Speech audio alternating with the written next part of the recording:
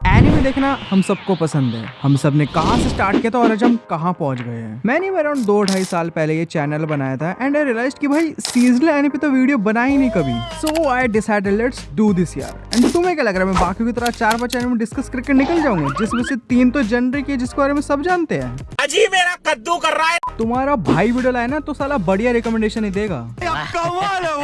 तो दोस्तों, so this is Richard presenting Anime Summer Season 2023.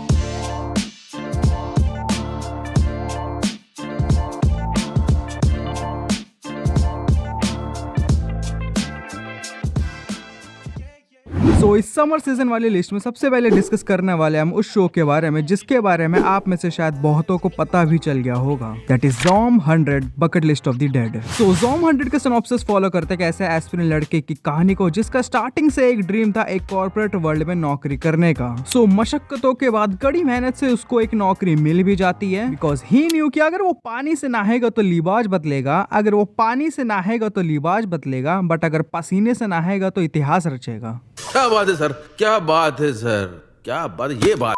तो भैया नौकरी लेने के बाद एक इंसान की जिंदगी का क्या हाल हो जाता है इस शो में वो दिखाया गया है। एंड भाई ज़ॉम 100 ने इस चीज को बहुत बखूबी से पुल ऑफ किया है कि एक व्यक्ति के जीवन कितना ज्यादा लाइफलेस हो जाता है एक एक्सप्लॉइटिव कॉर्पोरेट कंपनी में। एक कंपनी में किस किस तरह के लोग मिलते हैं, कितना ज्यादा काम का ओवरलोड रहता है एम्प्लॉयर के ऊपर, उस चीज को ये शो बहुत अच्छी तरह दिखाता है। बट यहाँ पे टू बी स्पेसिफिक मैं बता देता हूँ कि ये सब चीजें आपको पहले ही एपिसोड में कवर करके बहुत बखूबी से दिखा देंगे, क्योंकि भैया उसके बाद से शो की मेन कहानी शुरू होती है जिसमें हमें दिखाते कि हमारा मेन प्रोटैगनिस्ट तेंदो एक दिन नौकरी के लिए जा रहे होते हैं। देन उसको पता चलता है कि पूरी दुनिया लिटरली ज़ॉम्बी में कन्वर्ट हो गई है एंड सब के सब अपनी जान बचाने के लिए कुत्तों की तरह भाग रहे हैं। एंड इन सब के बीच में हमारा मेन कैरेक्टर अपनी जान बचाने से पहले वो ये रियलाइज करते कि he is finally free from his exploitative corporate job.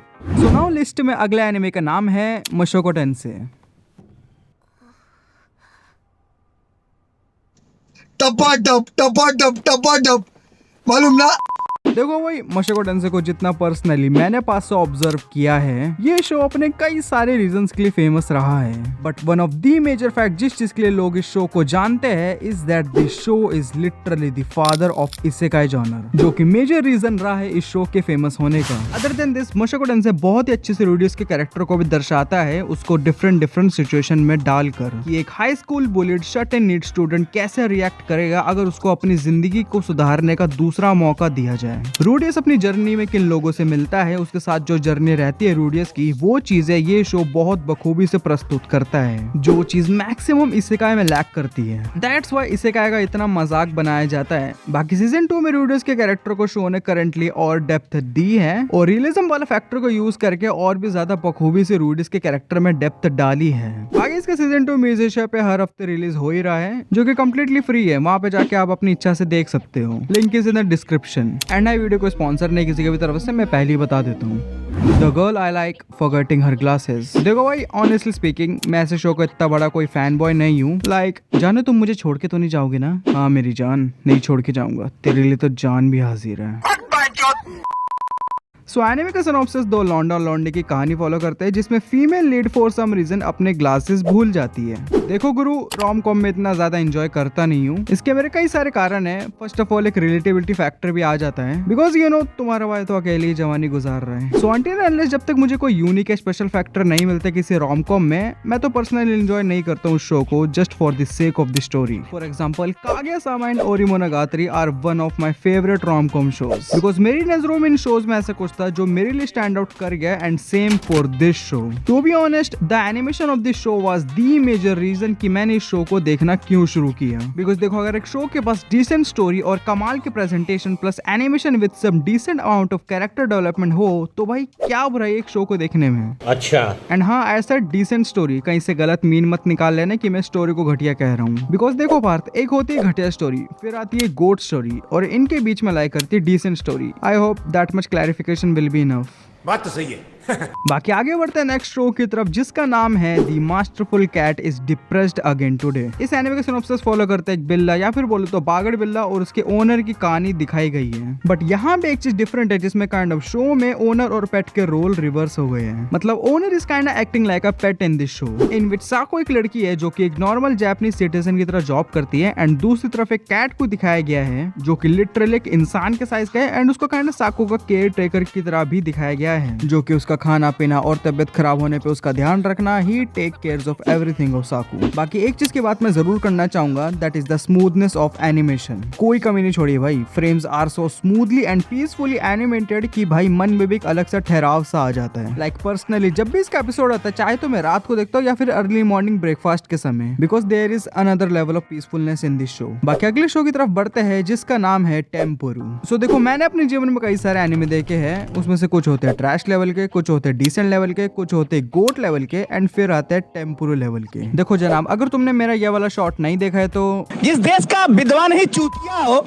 गांडू हो, नमक टाइम स्टेप के अकॉर्डिंग आप स्किप कर सकते हो, बाकी यू कैन कंटिन्यू। तो टेम्पोरू का सिनॉप्सिस फॉलो करते हैं कैसे लड़के की कहानी को जिसका बाप बचपन में ही दूध लेने चला जाता है, फिर बिन बाप की बताई जिंदगी से तंग आकर उसको हो जाती है औरतों से नफरत, एंड ही डिसाइड्स कि अब वो दुनियादारी छोड़कर अब एक मॉन्क की जिंदगी जिएगा, एंड फिर उसको एक मॉनेस्ट्री मिलती है जहाँ पे सिर्फ और सिर्फ औरतें ही रहती है, एंड फॉर सम रीजन उसको परमिशन भी मिल जाती है इस मॉनेस्ट्री में रहने के लिए, बट बदले में उसको अपनी इज्जत देनी होगी। देखो शॉर्ट में बोल रहा हूँ, पूरा शो पैंटीज और बूब से भरा हुआ है, देखना है तो देखो, नहीं तो भाड़ की भट्टी में जाओ। नाउ लिस्ट में अगला एनिमे का नाम है रेंट अ गर्लफ्रेंड AKA रंडवाबाजी।